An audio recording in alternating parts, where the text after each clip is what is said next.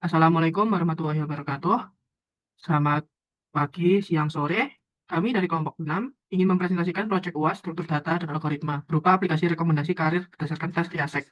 Pertama-tama izinkan kami untuk memperkenalkan diri. Saya Muhammad Nadi Fatoni dengan NIM akhir 141 dan rekan saya. Saya Aidanul Hasabila dengan NIM akhir 017. Hopipa Indah Parawansa dengan NIM akhir 067. Lanjut ke pendahuluan yang akan disampaikan oleh rekan saya Hopipa Indah Parawansa. Untuk tempat dipersilakan. Jadi untuk latar belakang, di zaman sekarang ini masih banyak individu-individu, terutama siswa dan mahasiswa, yang masih kesulitan dalam menentukan jalur karir dan jurusan pendidikan yang sesuai dengan tipe kepribadian dan minat mereka. Hal ini seringkali disebabkan karena kurangnya pemahaman mereka akan tipe kepribadiannya masing-masing. Oleh karena itu, dibutuhkan sebuah alat bantu yang dapat mampu membantu mereka mengenali dan memahami tipe kepribadiannya dan memberikan rekomendasi jurusan dan karir yang sesuai dengan minat serta bakat mereka. Disinilah tes TIASEC ini dapat membantu. Tes ini mampu membantu individu atau pengguna dalam menemukan rekomendasi jurusan karir yang sesuai dengan tipe kepribadian mereka. Selanjutnya, maksud dan tujuan dari proyek ini. Untuk maksud yang pertama, yaitu untuk membangun sebuah sistem yang interaktif dan mudah digunakan oleh siapa saja. Sistem ini akan mengidentifikasi kepribadian pengguna berdasarkan teori RIASEC dan memberikan rekomendasi jurusan serta karir yang sesuai dengan tipe kepribadian pengguna.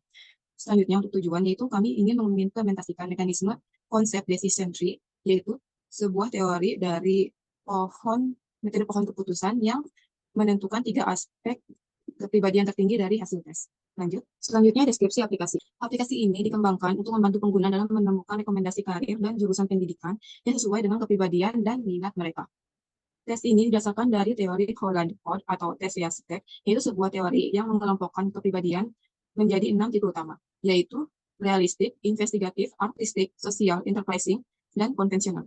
Nah, dari hasil tes ini, sistem akan mengidentifikasi 3 skor tertinggi dari 6 tipe kepribadian utama tadi dan memberikan rekomendasi jurusan dan karir yang sesuai dengan kombinasi kepribadian pengguna. Lalu selanjutnya ada fitur aplikasi. Nah, untuk fitur yang pertama yaitu atar muka pengguna, berisi ucapan selamat datang dan pengertian tentang RIASEC itu apa. Dan di sini untuk RIASEC itu dibedakan sesuai warnanya. Jadi untuk R itu warna biru, I warna hijau toska, dan sebagainya. Nah, di dalam fitur ini juga pengguna bisa langsung mulai tes sekarang dengan mengklik button mulai tes sekarang. Lalu untuk fitur yang kedua adalah tes RIASEC. Jadi di tes RIASEC ini ada 42 pertanyaan dengan 7 pertanyaan per kategori. Tadi kan kategorinya ada 6 yaitu RI, A, S, E, C. Jadi nanti per kategori itu ada 7 pertanyaan. Nah, nanti pengguna bisa menjawab ya atau tidak sesuai dengan kepribadian mereka. Selanjutnya, untuk fitur yang selanjutnya yaitu deteksi jawaban tidak valid. Jadi jika pengguna memilih jawaban tidak semua atau ya semua, nanti akan muncul seperti ini. Maaf tidak dapat ditampilkan karena Anda menjawab semua pertanyaan dengan tidak atau ya semua. Jadi pengguna harus melakukan tes ulang karena hasil tes tidak bermakna. Lalu setelah pengguna melakukan tes sampai selesai menjawab 42 pertanyaan, nanti akan muncul halaman konfirmasi selesai seperti ini. Jadi pengguna bisa melihat hasil yang sudah dijawab dengan mengklik button lihat hasil. Nanti tampilannya itu seperti ini, yang visualisasi hasil tes RIASEC. Jadi di paling atas ada hasilnya, itu contohnya RS ini kan diambil dari 3 skor tertinggi. Tapi jika skornya ada yang sama, kayak ini kan 4-nya ada 2, nanti diambilnya itu dari skor yang pertama. Jadi itu diprioritaskan dari huruf R, I, A, S, E, C, gitu, dari R ke C. Jadi nanti diambilnya yang 4. Kayak ini skor 3 kan ada yang sama 4 kali. Nah, nanti diambilnya yang pertama kan I, jadi yang diambil yang I, jadi RSI. Nah, di halaman hasil tes RIASEC juga ada rekomendasi jurusan yang didapatkan, ada rekomendasi pekerjaan yang didapatkan. Jadi pengguna bisa melihatnya. Dan pengguna bisa kembali ke beranda. Baik, selanjutnya saya akan menjelaskan tentang struktur data yang dipakai dalam proyek ini. Yang pertama itu ada tree, dictionary, tuple, dan satunya lagi database. Selanjutnya, next. Pertama, tree. Alasan kenapa memilih tree, karena proyek ini membutuhkan pengambilan keputusan berdasarkan opsi jawaban yang dipilih oleh si user. Struktur data tree memiliki kelebihan lebih terstruktur, efisien dalam mengurutkan skor tertinggi diambil dari 3 huruf teratas. Jadi, kalau misal seperti yang sudah dijelaskan tadi, apabila user memilih dominan ya pada kategori R, maka selanjutnya akan ditampilkan hasilnya menjadi R yang utama, yang paling awal gitu. Jadi RSI yang tadi 4.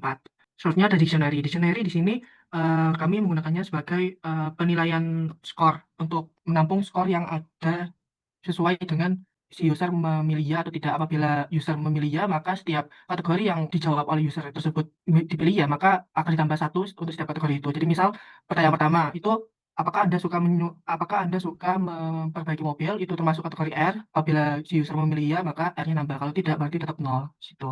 Tapel.